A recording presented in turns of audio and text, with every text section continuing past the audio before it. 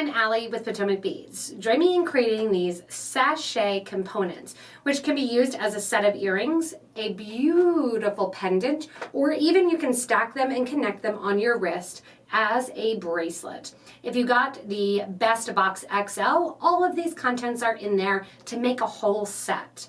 Remember, if you do want to check out the Potomac Beads Best Bead Box and Best Bead Box XL, as well as gather any supplies if you're independently purchasing them, check out the links below in the description to shop with us online. This can be done with tons of different materials and color combinations, and I can't wait to see everybody commenting in below as well as showing off their creations in our Facebook group for beading and jewelry making, as well as the Best Bead Box. Gather up all your materials, your thread and needle, and let's get started. So to begin this sachet component, which you can make into earrings, you can make it into a pendant, or you could even put your wire guards on either side to connect it to multiples for a bracelet. If you are getting the box, you'll have a ton of extras, so you can make a bunch of different components and make a whole set: necklace, bracelet, and earring. Per component, we're going to be using one of our square frames, and this is a 20mm in brass, along with 4 of our EVA beads. I'm using aluminum silver and PieDuo beads in the white teal luster. We're going to throw in a third Potomac exclusive, which are the round duo minis. They're going to fit perfectly in the center. I also have some Toho seed beads here in the matte transparent teal AB, or the rainbow frosted, as well as the Perma Finish Almond 11-0, beautiful kind of brassy gold color. I have 0.006 Wildfire beading thread, and we are doing brick stitch around the outer edge. So if you want to have more of that brass color showing, you could even use a gold thread as well, like a KO or a Hannah thread. I'm going to tie my thread, which is 0.006 thread in the green color. I'm tying it onto my bead form, 2 knots, and I have a size 11 needle on here. You can do a 12 or 11, it's up to you. I'm going to start with the interior and then work my way towards the exterior. To start with the interior, this first one we're going to start from the form and then work our way back. The next one we're going to start from the interior and connect to the form. I have my 1 EVA bead on, and I have it so the V is facing down. I'm going to put my PieDuo on right after that, and you can see the PieDuo is pretty much fit right exactly in the center there. I'm going through the PieDuo, so I'm going through the middle of the piece of the pie and then out towards the crust there.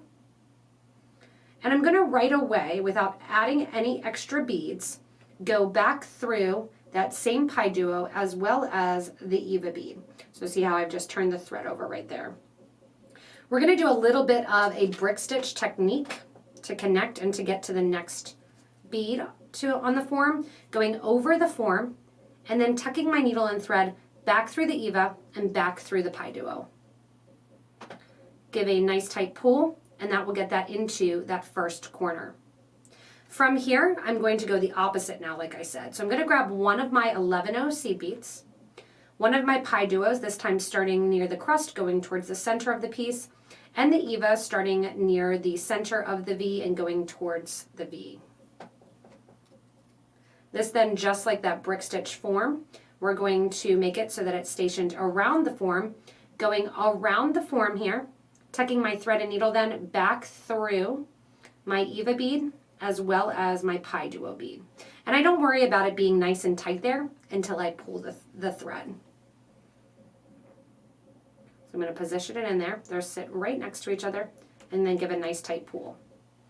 In here then, I go back through my PieDuo, back through my EVA bead, and then once again take the thread around the form. So I'm going over the top of the form, bringing my thread to the back, or my needle to the back here, getting caught on my pliers.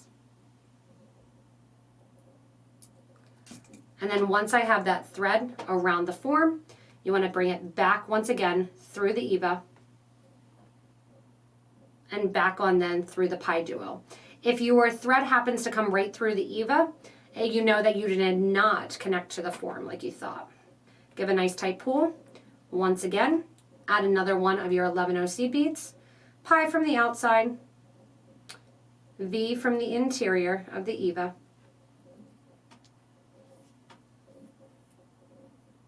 and then we're going to wrap around the form again, going over the form and then back in to those 2 beads. Once you're back into those 2 beads, give a nice tight pull, and now go through the next hole, going through the eva, or sorry, going through the PieDuo, and then going through the eva, and then back around the form, and back through those 2 beads again. Eva first, PieDuo second. Sometimes you can get them lined up, but the holes do sit slightly off, so you sometimes have to do them one by one.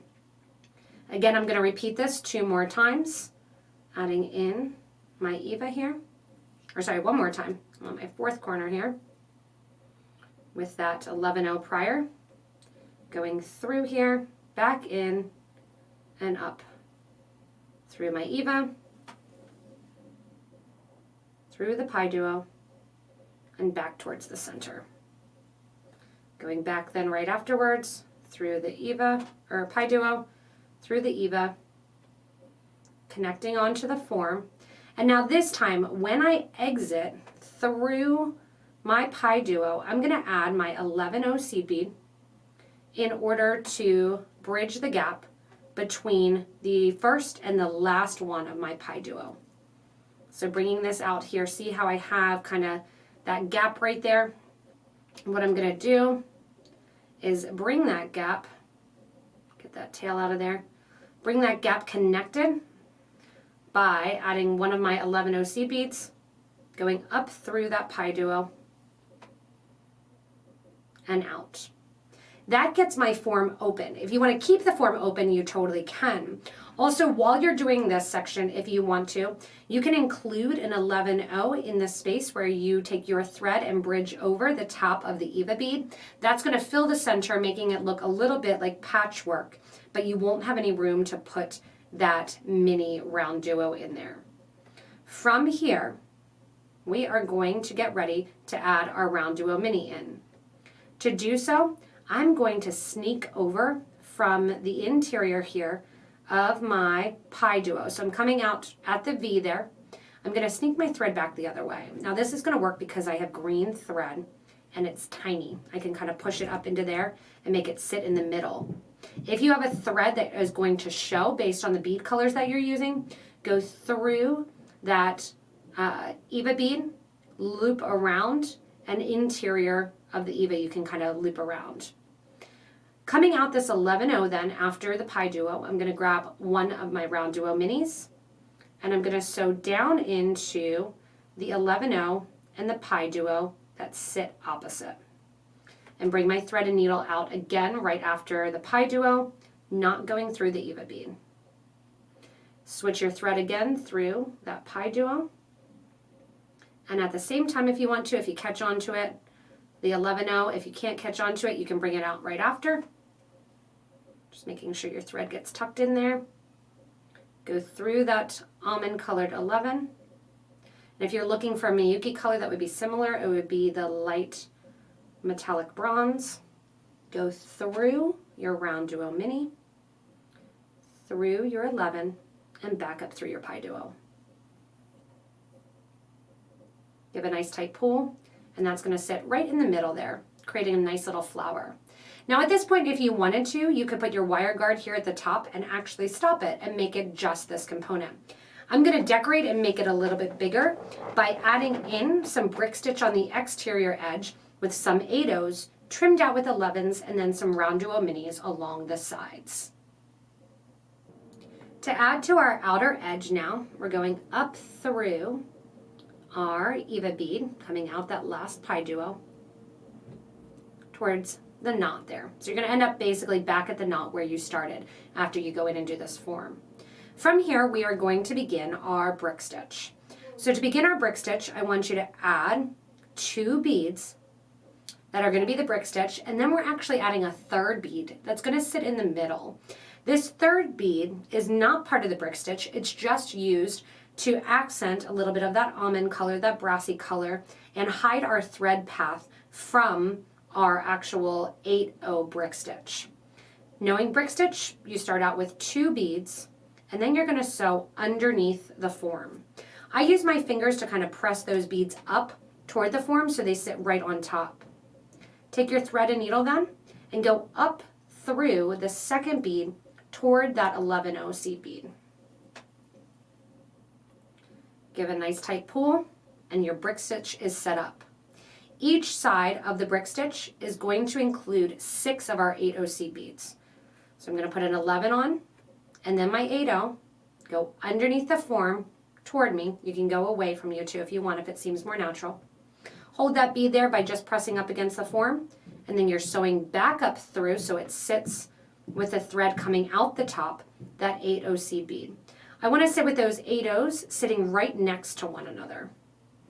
Again, every time you pick up an 8/0, you're going to pick up an 11/0 just to hide the bridge thread connecting the beads. Let that drop down next to the project. Sew through the form, which is going to bring that 8/0 down, and then back up through that same 8/0 toward the 11/0 or toward the previous bead. You don't need to use the 11/0s there. That's just, again, to hide the thread line. There's 4. I'm going to do 5.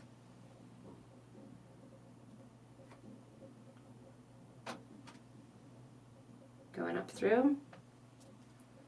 Push that bead against, and I'm going to shift this up a tiny little bit. And then we're going to put bead number 6 in there. Bead number 6 will be almost to the corner. You can see when I'm going around the form here, those threads that sit in there, I'm just mindful of them.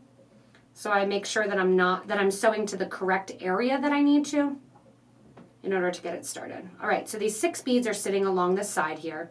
Now you're going to add 1 11/0, then 1 of your round duo minis. The round duo minis are also going to sit in the brick stitch style. Go through that form right at the point. And you're going to go back through the hole that your thread is currently coming out of. That's going to make the brick stitch bead here sit end to end.